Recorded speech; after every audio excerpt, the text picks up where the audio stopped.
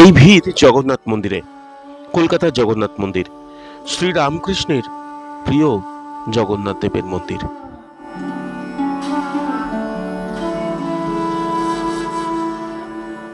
কোনো জগন্নাথ মন্দিরের সঙ্গে তুলনা টানবো না, কিন্তু এটা সত্যি যে কলকাতার বাগবাজারের বলরাম মন্দির জগন্নাথ মন্দিরের কোনো জায়গার কোনো জগন্নাথ মন্দিরের থেকে কম নয়, বরং বেশি বলা যেতে পারে। এই যে বলরাম বসুর বাড়ি, যেখানে যেমন জগন্নাথ দেবের অধিষ্ঠান রয়েছে, যেখানে শ্রীরামকৃষ্ণদেব 100 বারেরও বেশি এসেছেন, রথ টেনেছেন, এই বাড়িতেই মঠের প্রতিষ্ঠার যে আলোচনা সভা, যে মঠ প্রতিষ্ঠার সিদ্ধান্ত হয়েছিল এই বাড়িতেই। আর সেই বেলা গড়িয়ে বছর গড়িয়ে পেরিয়ে গেল অনেকটাই, তারই অনুষ্ঠান হচ্ছে বলরাম বসুর এই বাড়িতে, যেখানে অধিষ্ঠিত রয়েছেন জগন্নাথ দেব।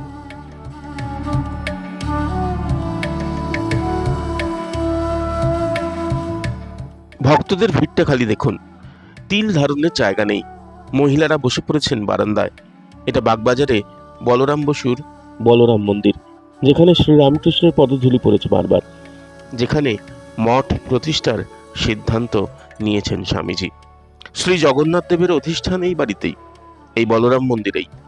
ইতিহাস শুনে নিন শ্রীরামকৃষ্ণ গবেষক গোপেন্দ্র চৌধুরীর কাছ থেকে, শুনলে শিহরিত হবেন। রথটা আছে, শ্রীরামকৃষ্ণ দেব আছে, জগন্নাথ দেব আছেন, সেটাই সব নয়। বাগবাজার এমন একটা তীর্থস্থান যেখানে রামকৃষ্ণ বিবেকানন্দ ভাবপ্রবাহের একটা স্রোত, চাপা স্রোত বলতে পারো বা উঠা স্রোত বলো, সবগুলোই এখানে খুব মানুষের কাছে গ্রহণযোগ্যতা এনে দিয়েছিল 19বিংশ শতাব্দীতে। শুধু শ্রীরামকৃষ্ণ দেব নয়, শুধু মা সারদা দেবী নয়, শুধু স্বামী বিবেকানন্দ নয়, স্বামী নির্মলানন্দজি থেকে স্বামী অখণ্ডানন্দজি থেকে শুরু করে স্বামী তুরীয়ানন্দজির জন্মস্থল বা এখানে আবাসস্থল ছিল এই বাগবাজার। গিরিশ ঘোষের মতো নাট্যকারের ভূমি ছিল এই বাগবাজার। শুধু তাই নয়, নিবেদিতা পাশ্চাত্য থেকে আসার পরে ভারতবর্ষে তার কর্মক্ষেত্র হিসাবে বেছে নিল এই বাগবাজার। তাই বাগবাজার শুধু একটি মাত্র রামকৃষ্ণদেব এবং বলরাম বসুর বাড়ি, সেটিকে কেন্দ্র করেই কিন্তু রামকৃষ্ণ মিশন ভাবপ্রবাহের যে গোমুখী উৎসকেন্দ্র, সেটা বলরাম মন্দির বলা যেতে পারে। কিন্তু এই বাড়িটা তৈরি হয়েছিল 1774 খ্রিস্টাব্দে, কিন্তু তার 100 বছর পরে হরিবল্লভ বসু এই বাড়িটা কিনে নেন। সেই বাড়িটা কেনার পরে ভদ্রলোক, এই গাড়ির যে মালিক ছিলেন গিরিশচন্দ্র বন্দ্যোপাধ্যায়, তারাও নাট্যজগতের মানুষ ছিলেন। সেই 100 বছর পরে হরিবল্লভ বসু মহাশয়, যিনি বলরাম বসুর জ্যাঠতো ভাই, তিনি, তার সন্তান ছিল না। বলরাম বসুর 2 কন্যা 1 পুত্র ছিল। তাদেরকে নিয়ে যে কোঠারে তাদের সাম্রাজ্য বা জমিদারি দেখাশোনা করতেন, অরিজিনালি তারাও হুগলি জেলার আটপুরের বাসিন্দা, কিন্তু এইখানে শ্রীরামকৃষ্ণদেবের সান্নিধ্য পাওয়ার জন্যই বলরাম বসু সেখান থেকে ছুটে এসেছিলেন। 1881 খ্রিস্টাব্দের 1 জানুয়ারির পর থেকে শ্রীরামকৃষ্ণদেবের তার সাক্ষাৎ। কিন্তু এই বাড়িটার একটা রহস্য রয়েছে এইখানে। হরিবল্লভ বসু এই বাড়িটা কিনেছিলেন, তিনি থাকতেন না। বলরাম বসু তার পরিবার নিয়ে এখানে থাকতেন। থাকার ফলে যেটা ঘটলো, তিনি শ্রীরামকৃষ্ণদেবকে ভয় করে, তারা বৈষ্ণব পরিবারের মানুষ, শ্রীরামকৃষ্ণদেব শাক্ত এবং শৈব এবং শক্তির আরাধক। তিনি দক্ষিণেশ্বর থেকে এসে, শারদানন্দজির ভাষায় এটিকে দক্ষিণেশ্বর মন্দির যদি মা ভবতারিণীর প্রথম কেল্লা হয়, এটি মা ভবতারিণীর দ্বিতীয় কেল্লা, যেখানে শ্রীরামকৃষ্ণদেব ভক্তদের সাথে মিলনস্থল।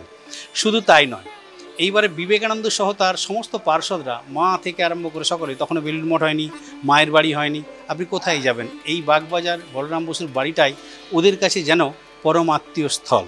সেখানে সবাই এসে রাত্রি কাটানো থেকে আরম্ভ করে, এরকম ঘটনা রয়েছে। স্বামীজি এসে তেল চিটচিটে একটা বালিশকে নিয়ে ওই হলঘরে পড়ে থেকেছেন, রাতের পর রাত ঘুমিয়েছেন, সে দৃশ্য রয়েছে। শ্রীরামকৃষ্ণদেবকে ওই হলঘরে শুয়ে থাকতে দেখে শ্রীরামকৃষ্ণদেবকে আড়াল করে তিনি পূর্ব দিকের দরজার দিকে শুয়ে রয়েছেন মুখ করে। শ্রীরামকৃষ্ণদেব এসে হঠাৎ তার ঘাড়ের উপরে এসে চেপে বসলেন, তাকে জড়িয়ে ধরলেন। ঘুমন্ত অবস্থায়, তন্দাচ্ছন্ন অবস্থায় স্বামীজি বলে বললেন, ও লো দি ম্যান এন্টায়ার্ড ইনটু মি, আমার মধ্যে প্রবেশ করে যাচ্ছে এই মানুষটা। ঠাকুর বলছেন, ভাবছিস আমি তোর ইংরেজি কিড়মিড় করা ভাষা বুঝতে পারিনি, তুই বলছিস এই বুড়োটা আমার মধ্যে ঢুকে যাচ্ছে। হ্যাঁ, সত্যিই ঢুকে গেলাম। ঢুকে গিয়েছিলেন বলেই শ্রীরামকৃষ্ণময় উদার ভাবনায় ভারতীয় ভাবধারার যে আধ্যাত্মিক, শারীরিক, মানসিক এবং পারমার্থিক শক্তিকে একভাবে বিশ্বের মানুষের কাছে উদার ভাবনায় বিশ্বের মানুষের কাছে ভারতীয় সংস্কৃতিকে পৌঁছে দেওয়ার দায়ভার গ্রহণ করেছিলেন স্বামী বিবেকানন্দ। কারণ শ্রীরামকৃষ্ণদেব তাকে বলেছিলেন সুখদেবের মতো থাকার জন্য নয়, তোকে বাঁচতে হবে এই পৃথিবীতে ওই বটবৃক্ষের মতো, তোর তলায় তাপিত পাপিত মানুষেরা আশ্রয় পাবে, তুই কিনা তোর নিজের মুক্তি চাইছিস সুখদেবের মতো, তাহলে আমার আসার দরকারটা কী ছিল, তোর আসার দরকারটা কী ছিল।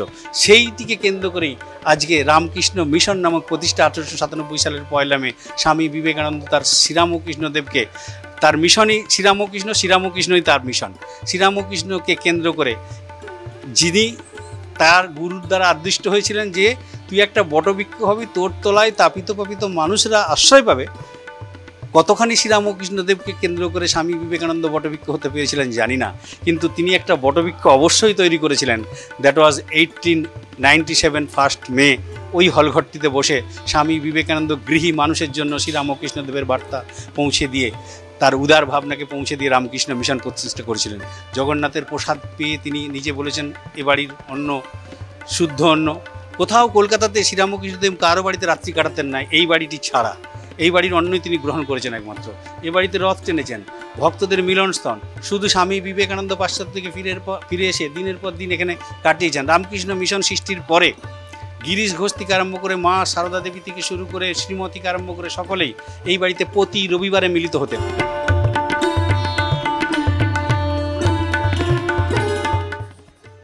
যেমনটা বলে শুরু করেছিলাম যে কোনো জগন্নাথ মন্দিরের সঙ্গে তুলনা টানবো না। আপনারাও বুঝতে পারছেন যে না, কলকাতার বাগবাজারের বলরাম বসুর যে বাড়ি সেটা যে কোনো জগন্নাথ মন্দিরের থেকেও অনেক বেশি। ওইভাবে তো তুলনা করা যায় না, কিন্তু ঐতিহাসিক দিক থেকে তো বটেই, ভক্তির দিক থেকে তো বটেই। আর এই বাড়িতেই মঠ প্রতিষ্ঠার যে সভা হয়েছিল, মঠ প্রতিষ্ঠার সিদ্ধান্ত হয়েছিল, সেটা এখনো এভাবেই উদযাপিত হয় ভক্তের ঢল নামে। সুরজিতের সঙ্গে প্রীতম দে, ক্যালকাটা নিউজ।